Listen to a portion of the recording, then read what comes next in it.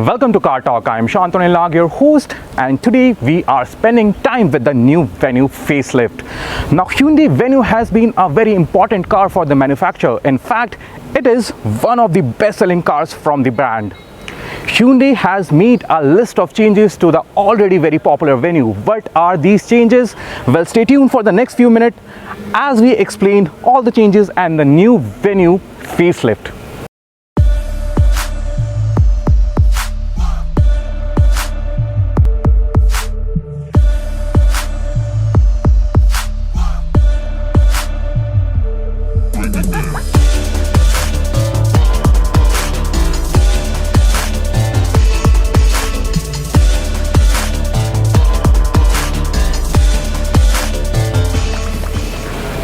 Now, starting with the front of the car, you can already see that Hyundai Venue facelift looks very different from the pre-facelift model. The first thing that you will notice is this massive parametric grille that takes most of the space in the front end. Now, this is not the regular chrome, it's a dark chrome, and people who really do not like the shiny parts, they will really appreciate this dark chrome. Now, it extends to become the turn indicators. These are empty slots. The turn indicator is right here, but this extends till the side of the car. Now, coming down below that, you get the similar looking headlamp that you used to get with the pre-facelift version. On the boundary, you get the bright LED daytime running lamps, which are really bright. Inside, the halogen lamps are gone and replaced by the new LED projector lamps. The high beams, however, are still halogen. Down below, if you see, Hyundai has added a new bumper. It's a different looking bumper with black inserts, and it runs end to end, which means it adds a very wide look to the vehicle. It does really look good. Below that, you get a silver skid plate, and with all the squarish tones that Hyundai has used with the new Venue facelift, the car does look very butch. Now, coming to the side, the first thing that you will notice is Hyundai hasn't changed the dimensions of the car. It remains exactly same as before. However, what new thing that you get is the design of the alloy wheels. They are still 16-inch rims. However, Hyundai has added a very complicated looking dual tone diamond cut alloy wheels. Some may like it, some may not like it because of the complicated design. Now, the ORVMs, they remain the same. You get a dual tone color with integrated turn indicator. Now, if you're driving the car at night, you do get pedal lamps which will illuminate the floor as soon as you open the doors. You get chrome on the handles. These are not dark chrome. This is the regular chrome that you get with all other cars, and you also get the request sensor right here. There are no request sensor on the co-driver seat, so this is the only handle where you get the request sensor. Down below, you get a thick plastic cladding, and above that you get the roof rail with the top end variant. Nothing much has changed in this vehicle. With a dual tone variant, you do get this part in a different color. Now, coming to the rear of the car, I must say that there are as many changes in the rear as there were in the front. The first thing that you notice are the split tail lamps. Now, they get the boxy squarish elements that we get to see in the front itself, and they really add a muscular look to the vehicle. You also get an LED bar that connect both the tail lamps. Now, you may find it similar to a lot of other products available in the Indian market right now in this segment. However, they do really good at night, especially when the whole H logo comes alive when you press the brakes of the vehicle. Now, down below, you do get this black insert in the bumper, and there are reflectors and the reversing lamps. There are two reverse parking sensors and a silver skid plate as well. So overall, the new Hyundai Venue, it looks very alive, very sporty, and much more muscular than before.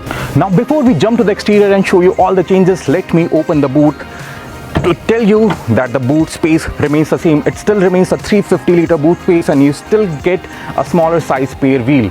Now, let's quickly jump inside the cabin and check out what the new Venue has to offer.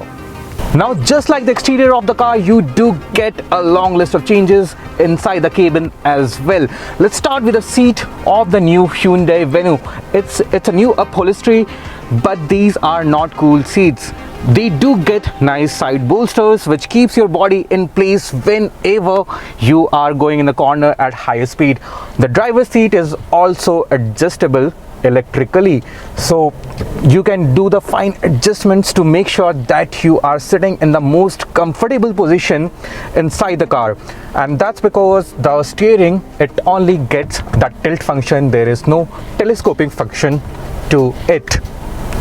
It's a D-cut steering wheel with lot of buttons here and there which can be used for controlling the infotainment system, the cruise control, and you also get paddle shifters, and that's because we are driving the DCT model. More on it later when we are driving the car.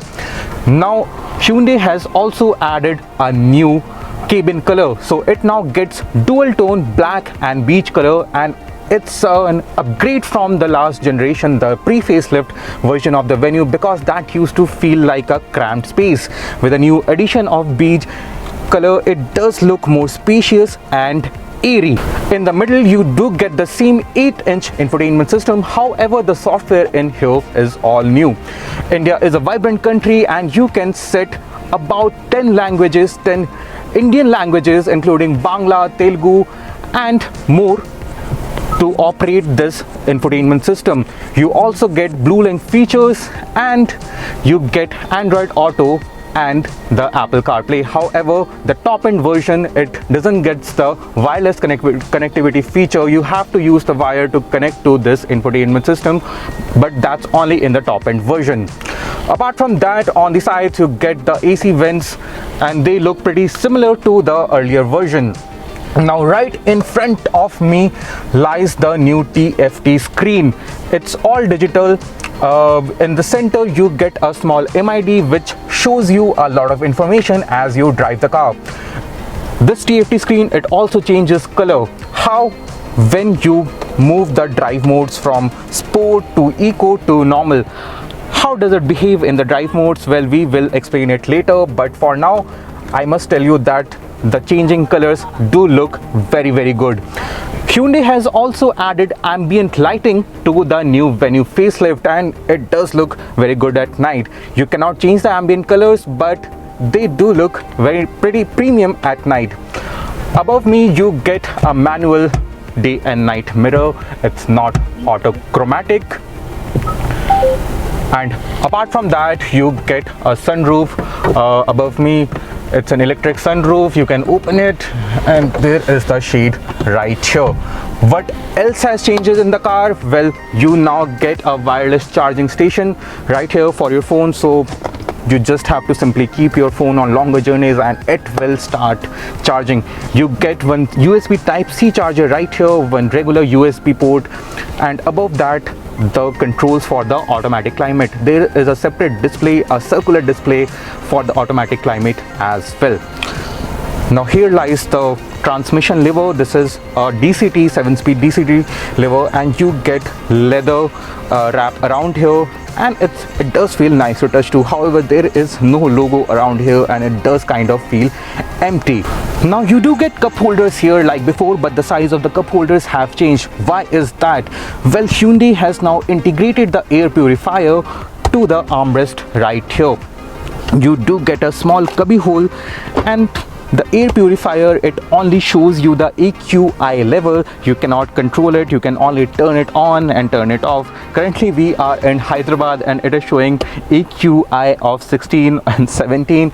It's impossible to get such readings in Delhi itself. Well, overall the cabin has changed a lot. It looks much more premium. You do get hard plastics here and there, but there is soft touch material like before on the armrest, on the driver armrest, but there is nothing soft touch on the dashboard or in the center armrest. Well, let's jump to the rear of the car and see what changes the rear has got. Now we are in the rear seats of the Hyundai Venue and there are quite a few changes here as well. Hyundai has smartly carved the seats, the front seats, to create extra knee room for the rear passengers, so you can move your feet around and knees around without the front seats troubling you. Now I am 5'10" and the front seat is adjusted according to my height, and you can see that there is a lot of space around here. You do get large windows. The windows they come to your shoulder height and you do not feel claustrophobic while driving the car. On the side you get the same soft touch material in parts on the armrest. and there is space for a bottle as well. You do get this foldable armrest and the cup holders right here. Now, one smart thing that Hyundai has done is adding segment first feature, and that's the reclining seats. Yes guys, so you can recline the rear seats in 2 stages, and if you're going on a long journey you can just recline it and relax. However, the reclining seats, they eat up in the boot space. Hyundai hasn't told us exactly how much space does it eat, but it does look like a very small fraction. Now in the middle you do get the ventilation, the climate control ventilation right here, which you can open and close with the help of this rotary knob, and below that you get 2 USB Type-C chargers. You get a seat pocket right here, and Hyundai has also added a cabin lamp for the rear passengers. Now these seats are very comfortable as well. However, a third passenger might be a tight squeeze, just like any other sub 4 meters SUV in this segment, and that's because of this transmission hump right here. Now the top end variant of the Hyundai Venue does get the adjustable headrest. The lower variants do not get them. Overall, it's a very spacious car. It does have smartly packed features which I don't think any other manufacturer offers it right now. Now before driving the car, I want to show you an extra feature that Hyundai has added with the Venue facelift. You get to see this extra button, the last button which says hold. You can hold it to start the car and pre-cool the cabin. Now just like before, Hyundai offers 3 engine options with the Venue facelift as well. You get the 1.2 litre naturally aspirated and 1.5 litre turbocharged diesel engine, and this one which we are driving right now, it is a 1 litre 3-cylinder turbocharged petrol engine. This generates a maximum power of 120 PS and 172 Nm of peak torque. This engine is only available with a 7-speed dual clutch transmission, which we are driving right now, or a 6-speed intelligent manual transmission, or the clutchless manual transmission, which is also available with this engine. However, since we are only driving the DCT, we will talk about it only. Now the first thing first, Hyundai has added this drive mode that I showed you before. What it does is it changes the engine mapping. So if I'm currently in the normal mode, if I put it in the sport mode, what happens is the gear drops down and the engine holds on to very high RPM in every gear. Now that gives you a power range, that always keeps you a power range, and you can just tap the accelerator and overtake other vehicles just like that. Apart from that, if you really want the fuel efficiency from the Venue facelift, you can put it in the eco mode. The engine mapping changes again, the accelerator becomes less sharper, and what happens is you will have to use the accelerator mode to give power to the vehicle. Apart from that, the suspension has been tweaked a bit as per Hyundai. However, we didn't find much changes to it. They remain on the stiffer side, so when you are going over a very rough patch of road or over a speed breaker, you will feel the stiff suspension. However, if you are taking corners at high speed, you will feel the body roll as well. So you won't get much confidence while driving the car at high speed, and if you want to change the lanes, you will need to slow down. So that's one part. Apart from that, the comfort of the car, I think it's very good. If you're sitting in the rear seats with all the reclining seats and all, you can sit in this car for longer journeys without much of a problem, without much of a concern. Apart from that, the steering, it remains precise as before. It's not very vague. You point it out at one direction and the car will move to that direction instantly, impromptu. So no complaints there. The steering feedback is quite good. You can also activate the ambient noises in this car. So there are different ambient noises like forest, river, ocean, that can relax you on the way in your journey. Now we are driving this car on the highway, and an open highway. This is a 7-speed DCT. We are currently in the 7th gear, and if I can show you the my instrument panel right now, the engine RPM is only 1600 RPM, and we are doing 80 kmph, which is quite a decent speed. And since the engine RPM is so low, it has a lot of reserve power as well, so that helps in getting the maximum fuel efficiency from the car, and also gives you a lot of reserve power which you can use to overtake other vehicles just like that. Also, by changing the driving modes, you get different colors on the TFT screen. Like in the eco mode you get a blue color, in the normal mode you get a different shade of blue color, and in the sport mode you get all fiery red color. Apart from that, you can also change the gear manually. You can just shift the stick towards yourself, towards the driver's side, and use the paddle shifters right here to change the transmission, to change the gears, to get a better control over the gears. Now coming to the end, Hyundai has updated the 7-speed DCT or dual clutch transmission.